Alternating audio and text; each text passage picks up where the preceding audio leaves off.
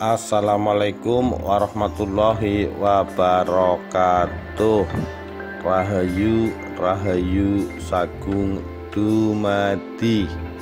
Sahwat terlarang Sultan Ahmad Malik Az-Zahir picu Majapahit hancurkan kerajaan Samudra Pasai.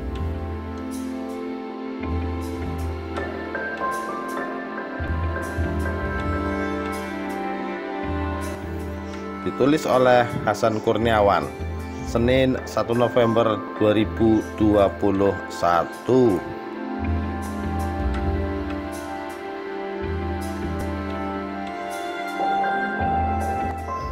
Samudra Pasai merupakan salah satu kerajaan Islam tertua di Indonesia. Kerajaan ini berkembang sebagai pusat perdagangan dan pengembangan Islam di Selat Malaka pada abad ke-13 sampai dengan ke-16. Sebagai pusat perdagangan, kerajaan Samudra Pasai juga pernah mengeluarkan mata uang sendiri, yakni koin emas yang dinamakan dirham. Mata uang ini digunakan untuk perdagangan di tanah Melayu.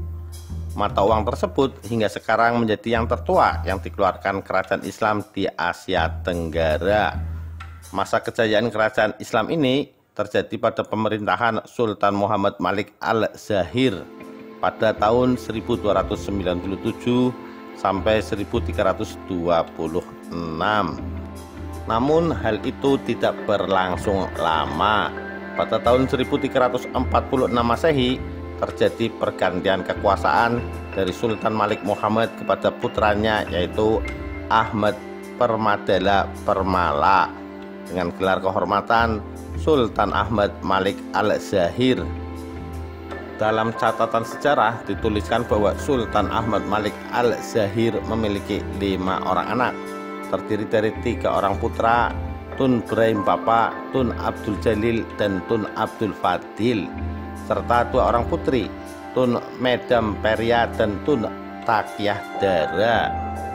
Sultan Ahmad Malik Al-Zahir dikenal sebagai raja yang memiliki citra buruk di mata masyarakatnya. Dia merupakan simbol kekuasaan yang rakus, bejat, dan amoral. Lebih buruk dari King Lear dalam drama William Shakespeare. Dia memiliki nafsu memperkosa 2 putri kandungnya sendiri. Dia juga tega membunuh putranya yang ksatria karena melindungi 2 adik perempuannya dari nafsu binatang sang ayah. Kisah ini pun berlangsung sangat tragis. Tertulis dalam buku Ensiklopedia Kerajaan Islam di Indonesia, Binuko Amarseto, Tun Brahim Bapa berusaha melindungi kedua saudara perempuannya dengan menyembunyikan kedua saudarinya di sebuah tempat. Merasa mendapat pertentangan dari putra sulungnya sendiri, Sultan Ahmad Malik Al-Zahir murka dan menyuruh utusan untuk membunuh Tun Brahim Bapa. Sang putra mahkota yang seharusnya mewarisi tahta kerajaan itu tewas diracun. Merasa terharu dan tidak terima dengan perlakuan biadab sang ayah, Tun Medam Peria dan Tun Takiyah Dara kemudian memutuskan untuk mengakhiri hidup mereka dengan meminum racun yang telah membunuh kakaknya. Peristiwa tragis tersebut bukan membuat Sultan Ahmad Malik Al-Zahir sadar, tetapi malah semakin menjadi-jadi ketika putra keduanya, Tun Abdul Jalil, memandu asmara dengan putri Majapahit. Dia galuh gemerencang, dia cemburu.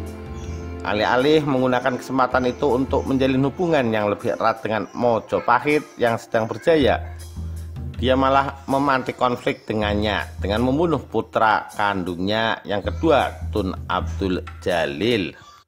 Pembunuhan ini terjadi ketika Dyah Galuh Gemerencang beserta para pengawalnya pergi ke Samudra Pasai. Tiba-tiba mereka dikejutkan dengan kabar pembunuhan Tun Abdul Jalil yang mayatnya dibuang ke dalam laut. Mendengar kekasih tercintanya Tun Abdul Jalil tewas dibunuh sang ayah, Dyah Galuh Gemerencang lalu menyusul kekasihnya itu dengan menceburkan diri ke laut. Peristiwa ini pun terdengar hingga ke Mojopahit. Dipimpin langsung oleh Mahapati Gajah Mada, rombongan kerajaan Majapahit yang terbakar amarah menggulung semua pasukan kerajaan Samudra Pasai. Namun serangan itu tidak menewaskan sang raja yang keburu kabur dari kerajaannya.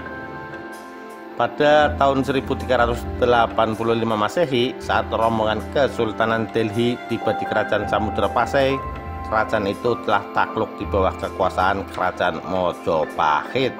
Masa kejayaan Kerajaan Samudra Pasai telah rontok sepenuhnya.